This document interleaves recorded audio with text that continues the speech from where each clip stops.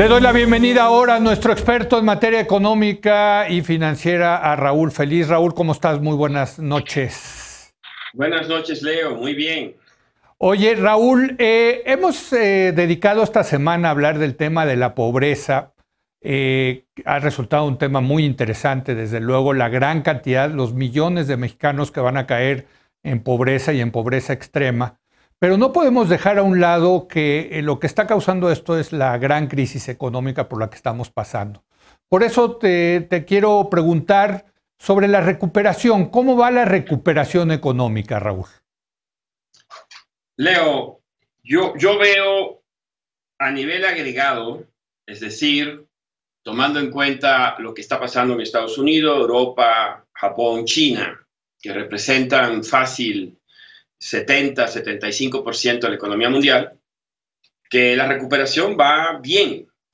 Hay amenazas a la recuperación, entre ellas una posible segunda o tercera ola de contagios de COVID en la medida que se aproxima el invierno.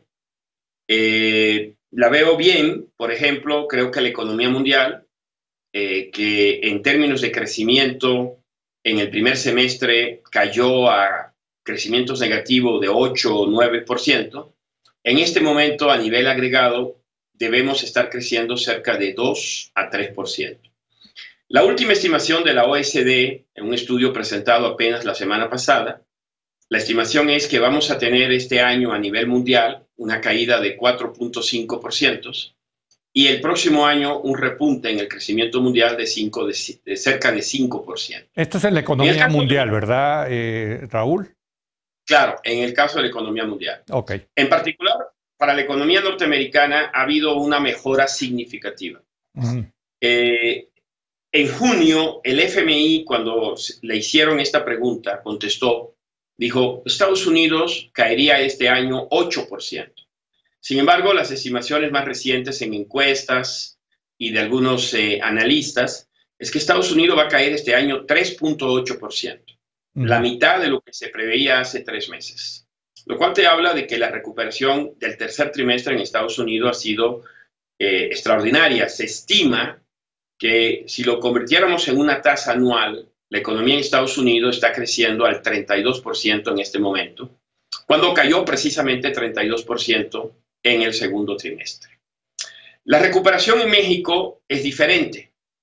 Aquí tenemos una economía que cayó cerca de 18% en el segundo trimestre, pero ya sabemos, con la publicación de más información que tenemos ahora del consumo, la inversión, las exportaciones, que la economía tocó fondo en México en el mes de mayo y ha iniciado una recuperación en este tercer trimestre. Estamos estimando que el crecimiento económico de México para el tercer trimestre, si lo medimos comparando el tercer trimestre contra el segundo trimestre, será una economía con un crecimiento de 8%. Si lo medimos comparando este tercer trimestre de 2020 contra el del año pasado, todavía nuestra economía tendrá una contracción del orden del 11%. Todas las Y encuestas año con año, Raúl, es decir, ¿cuánto va a acabar siendo el decrecimiento? Porque va a ser decrecimiento económico entre el 2020 y el 2019. ¿Cuál es el pronóstico? ¿Sigue siendo si sacamos menos el promedio de 10%? todo el año, será del orden del 10.1% o Ok, 10.2% menos. ok. O sea, sí estamos todavía en la tesitura de una caída de doble dígito. Correcto. Este año así va a ser. Tal vez un escenario mejor nos pudiera colocar en los 9.5, pero no mucho mejor que eso. Pero es importante entender que eso arrastra el resultado del primer semestre, que fue donde pegó fuerte el COVID. Si nos concentramos a partir del segundo trimestre hacia adelante, la economía ya está creciendo, Leo. Pero no suficiente para compensar el daño del primer semestre. ¿Cuáles son los factores que explican esta recuperación fundamentalmente? Desde luego, el hecho de que la economía se abrió después del confinamiento, pero digamos, de los componentes del Producto Interno Bruto, ¿cuál es el que está creciendo más? Mira, no tenemos todavía tantos detalles para hacer un análisis preciso. Pero yo calculo que el consumo tiene un crecimiento importante, lo veo por las ventas de las tiendas departamentales. Ok.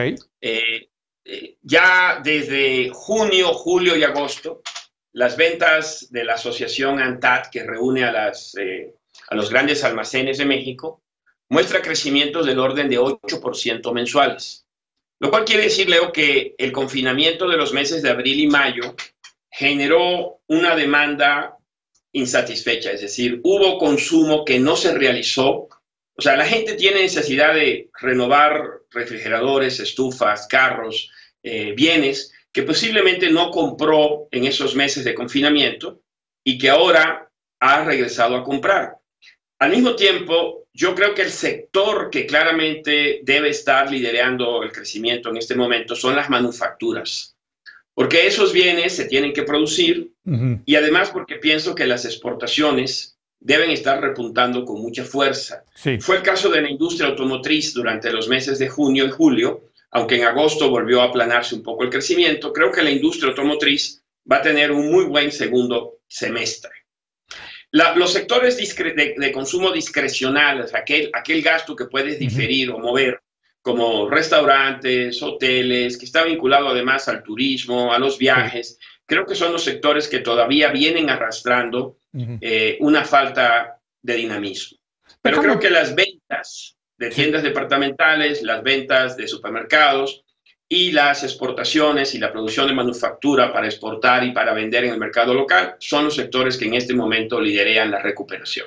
Déjame preguntarte ahora de este tema que hemos estado debatiendo a lo largo de la semana de la pobreza.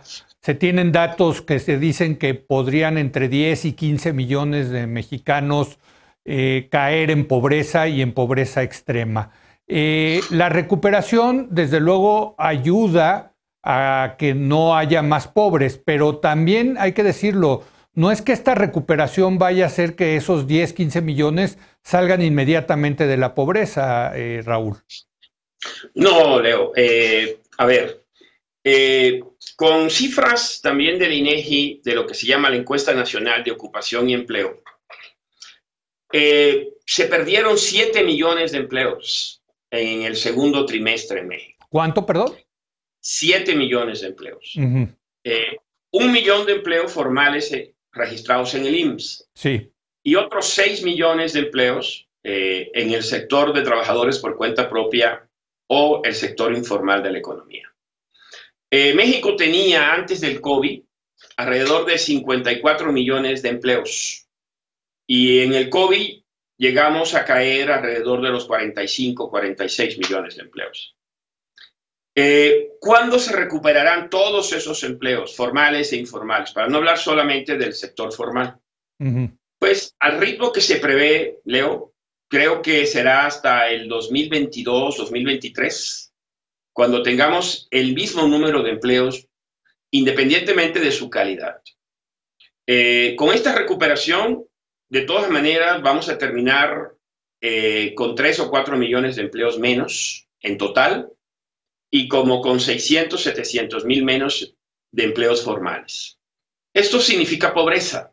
El mismo Coneval había hecho ya unas estimaciones con escenarios macroeconómicos más optimistas de los que finalmente se van a materializar, que hablaba que la pobreza extrema aumentaría 10 millones de personas este año y la pobreza total en la misma magnitud. Yo creo que esas son cotas bajas, o sea, estimaciones en la parte baja de lo que realmente va a ocurrir.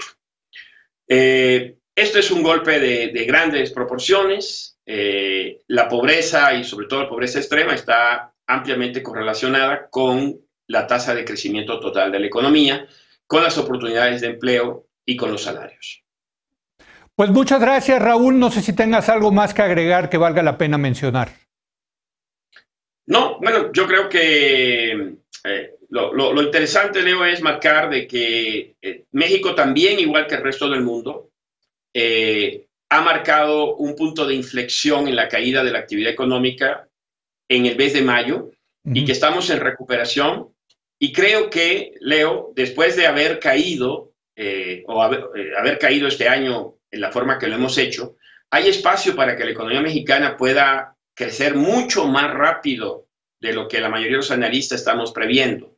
Pero para eso se requiere un nuevo enfoque de política macroeconómica y de política de desarrollo a la que tiene la actual administración pública. Bueno, pero eso ya sabemos que difícilmente va a cambiar porque el mismo presidente ha dicho que él va muy bien, que las cosas van muy bien, que hasta va a patentar su modelo, Raúl. Bueno, puedo diferir, creo que tengo derecho a tener otras opiniones. No otros datos, pero sí otras opiniones. Gracias, querido Raúl, gracias. Muy buenas noches. Gracias a Raúl Feliz. Gracias a usted por habernos acompañado. Yo lo espero mañana en punto de las 10 de la noche, cuando otra vez sea la hora de opinar. Aquí nos vemos.